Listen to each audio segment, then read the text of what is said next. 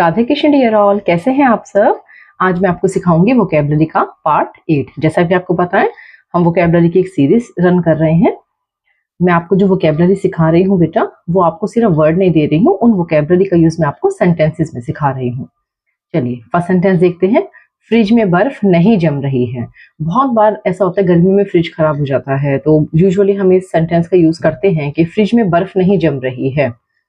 The fridge is not making ice, या फिर आप कह सकते हैं the ice maker is not making ice. बर्फ नहीं जम रही है।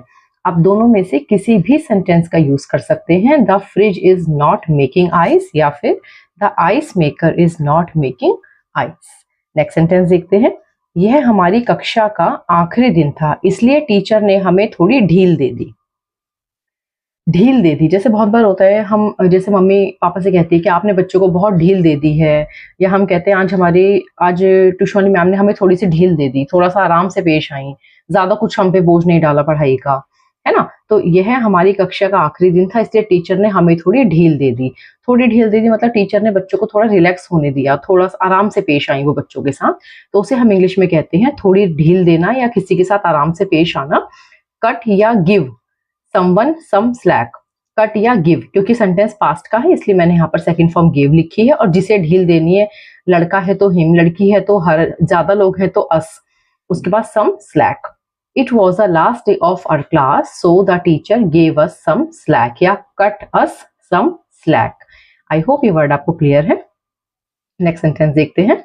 यह अंतिम प्रस्ताव है, आप लेना चाहते हो तो लो वरना छोड़ दो। बहुत बार होता है हम शॉप्स पे जाते हैं, हम बार्गेनिंग करते हैं, तो शॉपकीपर कई बार परेशान होकर कहते हैं आपको लेना है तो लो वरना छोड़ दो।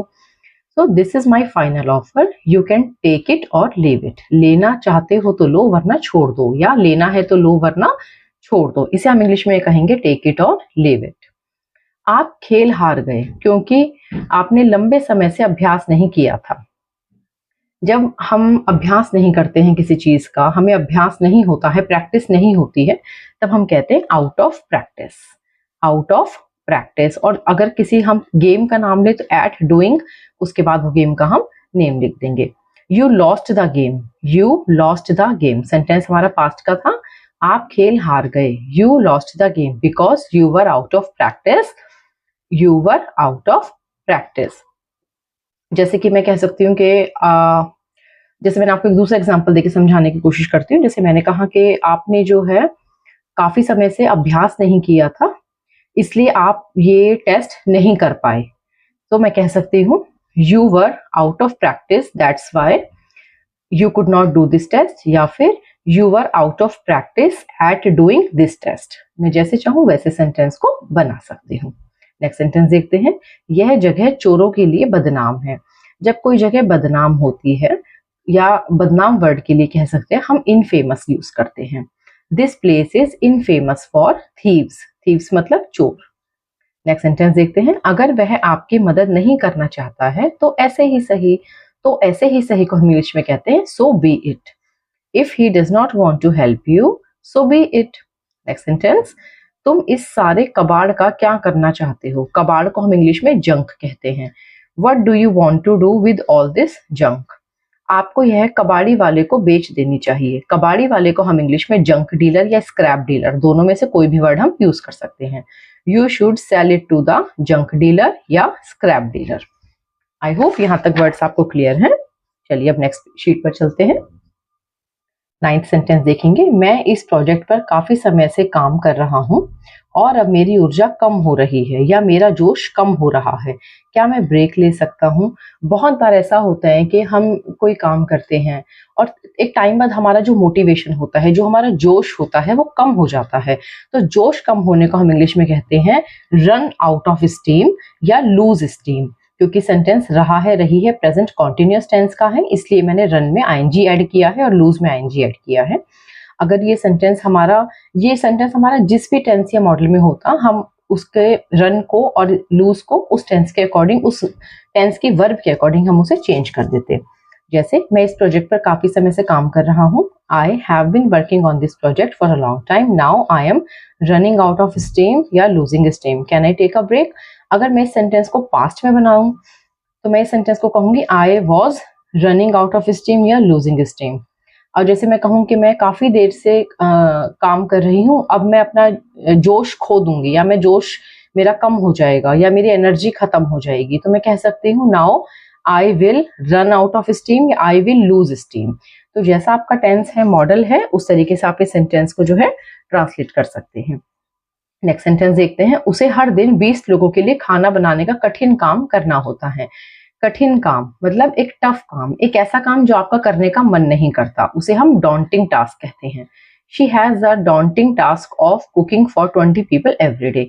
डॉन्टिंग टास्क के बाद आपको प्रपोजिशन ऑफ का यूज करना है। फिर जो भी वर्क है, अगर वो वर्ब है तो वर्ब में आप आईएनजी लगा देंगे, वर्ब नहीं है तो जैसा सिंपल वर्ड होगा वैसा वर्ड लिख देंगे। She has a daunting task of cooking for 20 people every day. जैसे मैं कह सकती हूँ Rahul has the daunting task of cleaning his room. इस तरीके से आप सेंटेंस को बना सकते हैं। नेक्स्ट सेंटेंस देखते हैं। कुछ लोग टाल मटोल करते हैं और वे अपने जीवन में सफल नहीं हो पाते हैं। टाल मटोल करना, काम को टालना, या काम को जिसे कहते हैं कि देर सवेर करना, काफी टाइम बाद करना, टाल मटोल करना, बहाने बनाना।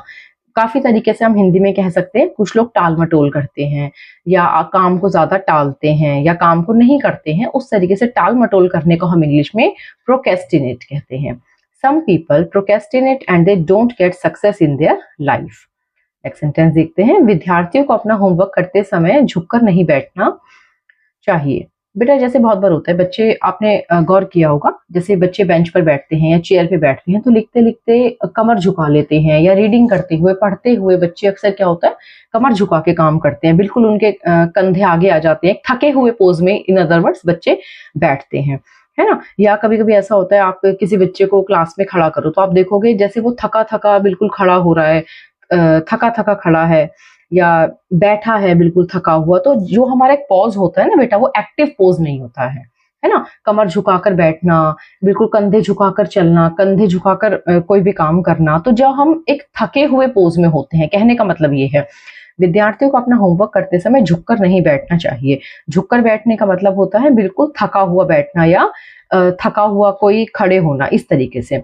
Student should not slouch while doing their homework. जैसे मैं कह सकती हूँ you should not slouch while walking. आपको वॉक करते समय स्लाउच नहीं करना चाहिए, मतलब कंधे झुकाकर वॉक नहीं करनी चाहिए।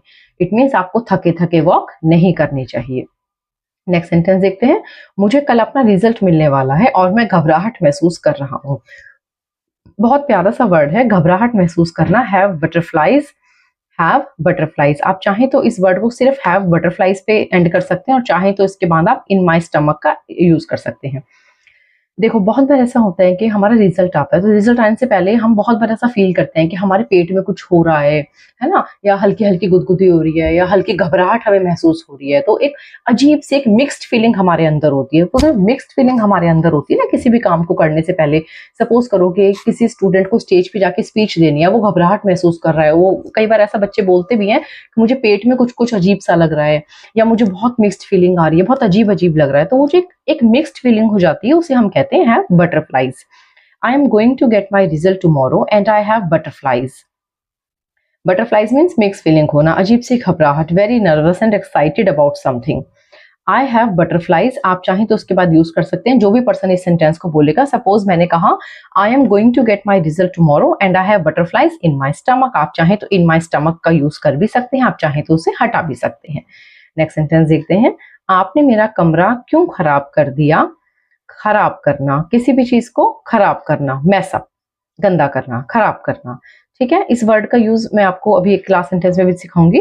Y have you messed up my room, है ना। जैसे आप कह सकते हो आपने मेरा प्रोजेक्ट क्यों खराब कर दिया, या आपने मेरे कपड़े क्यों खराब कर दिए। तो किसी भी चीज को खराब करने के लिए हम कह सकते हैं mess up. Why have you messed up my clothes, या why have you messed up my clothes या रूम, जो भी आप जैसे भी यूज करना चाहें। लास्ट सेंटेंस देखते हैं। हवा ने मेरे बाल खराब कर दिए। बहुत बार ऐसा होता है, आप देखते हो कि जब हम बाहर से कहीं से आते हैं तो हमारी, और तेज हवा चल रही है तो हमारे बाल बिल्कुल खराब हो जाते हैं, है ना। तो हम क्या कह सकते हैं, the wind has messed up my hair. The wind has messed up my hair. I hope आपको सारे वोकेबलरी वर्ड्स क्लियर हैं, लेकिन बेटा फिर भी अगर किसी भी वर्ड में आप कोई भी प्रॉब्लम फेस करते हैं तो आप कमेंट करेंगे, मैं कोशिश करूंगी आपके कमेंट्स का जवाब देने की। आप ध्यान रखेंगे हमारा जो सेंटेंस है किसी भी टेंस में, मॉडल में, स्पोकन स्ट्रक्चर में यूज हो सकता है। बस आपको इतना ध्यान रखना है कि जो भी वर्ड हम यूज कर रहे हैं उसको उस टेंस के अकॉर्डिंग हमने कन्वर्ट करना है। आई होप कंसेप्ट आपको क्लियर है, और अगर कोई प्रॉब्लम आती है तो प्लीज आप कमेंट कीजिएगा। मैं कोशिश करूंगी आपके कमेंट्स का जवाब देने की। Thank you so much.